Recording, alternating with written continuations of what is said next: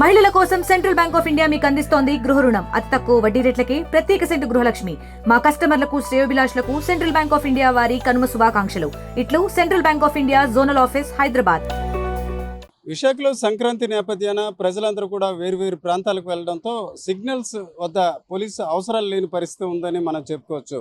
కేవలం RK beach మినహాయిస్తే ఇతర ప్రాంతాలన్నీ కూడా రోజంతా కూడా నిర్మానుష్యంగా ఉండే పరిస్థితి ఉంది. ఈరోజు మనం ఉన్నది కూడా గవర్నమెంట్ సర్క్యూట్ హౌస్ ప్రాంతం. ఇది సహజంగా రద్దీగా ఉంటుంది. ఒకవైపు సిరిపురం జంక్షన్, మరోవైపు జగదాంబ జంక్షన్, ఇంకోవైపు చూసుకుంటే జిల్లా పరిషత్. కానీ ఇవన్నీ కూడా ఇలాంటి రద్దీ ప్రాంతంలో కూడా చూసుకుంటే ఈరోజు మధ్యాహ్నం 1 గంట సమయం అయినప్పుడు కూడా ఇక్కడ జనం అంతగా లేకపోవడం, వాహనాల్లో అక్కడక్కడ మాత్రమే ప్రజలు ఉన్న పరిస్థితి ఉంది.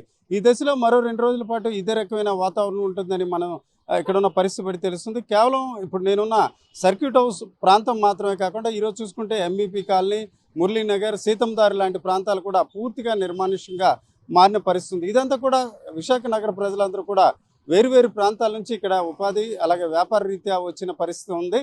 వారంతా కూడా తమ స్వగ్రామాలకు వెళ్ళడంతో ఈ రకమైన వాతావరణం మనకి కనిపిస్తుంది. ఏం చేస్తుంటారు మీరు? ఊబరా, ర్యాపిడ్, ఊబర్ రెండు. ఎలా ఉంది ఈరోజు? బేరాలు ఎలా ఉన్నాయండి? ఈ రోజు ప్రెసెంట్ ఏం లేదు. ఇప్పుడు ఇలాగ వచ్చాను, నేను ఊరు నుంచి వచ్చాను. ఓకే, అంటే ఊరు అంతా రోడ్లు కొద్దిగా ఖాళీగా ఉన్నట్టు అనిపిస్తున్నాయి. ఖాళీగా ఉంది. ఎందుకంటారా? మీరు ఊర్లో వెళ్ళిపోయారు కదండి, పండగ చేసుకుని 4-5 రోజుల నుంచి వస్తారు. అంటే ఈ వాతావరణం ఆదివారం వరకు ఇలాగే ఉంటుందా? ఆదివారం వరకు వెళ్ళి ఉంటుంది. మామూలుగా రోజుకి ఒక 5-6 ట్రిప్లు వేస్తారా? 5-6 ట్రిప్పుల వరకు. మరి ఈ రోజు ఇంతవరకు లేదా? ఇంతవరకు లేదు, ఇంతవరకు లేదు. నగరంలో నిత్యం రద్దీగా ఉండే ప్రాంతాలు కూడా అప్పుడప్పుడు వాహనాలు వెళ్ళే పరిస్థితి ఉంది. ఈరోజు చూసుకుంటే ఇటు తెలుగు తల్లి ఫ్లైఓవర్ బ్రిడ్జ్ వద్ద గతంలో చూసుకుంటే దాదాపు 1/2 కిలోమీటర్ వరకు కూడా క్యూ లైన్ ఉండేది, ట్రాఫిక్ రద్దీ ఉండే పరిస్థితి. చూస్తే అక్కడక్కడ వాహనాలు మినహాయిస్తే ఇతర వాహనాలు అంతగా లేదు. మరోవైపు చూడొచ్చు, ఇది సంపత్ వినాయక టెంపుల్కి వెళ్ళే దారి, అలాగే ఆర్కే బీచ్కి వెళ్ళే దారి. ఈ రోడ్డు కూడా ఈ మధ్యాహ్నం 12-1 గంట సమయంలో కూడా నిర్మానుష్యంగా మారిన పరిస్థితి. ఒక రకంగా చూడాలంటే సంక్రాంతి నేపథ్యాన నగరంలో ఉన్న ప్రజలందరూ కూడా వారి సొంత గ్రామాలకు వెళ్ళడంతో ఈ రకంగా వాతావరణం మారిన పరిస్థితి. అయితే ఈరోజు శుక్రవారం, రేపు శనివారం, ఎల్లుండి ఆదివారం, ఈ 3 రోజులు కూడా ఇదే రకమైన వాతావరణం ఉండే పరిస్థితి. ఇది ఈరోజు నేను ఆర్టీసీ కాంప్లెక్స్ రోడ్లో ఉన్న వాతావరణాన్ని మీకు తెలియజేస్తున్నాను.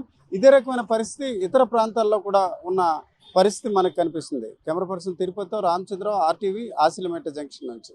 చరిత్ర సృష్టించినోడు ఇప్పుడు ఆ చరిత్రని తిరగరాయబోతున్నాడు. అబద్ధాల గోడల్ని బద్దలు కొట్టి నిజాలను రాగా మీ ముందుంచబోతున్నాడు. నిజమైన వార్తల కోసం వెంటనే డౌన్లోడ్ చేసుకోండి రా యాప్ని.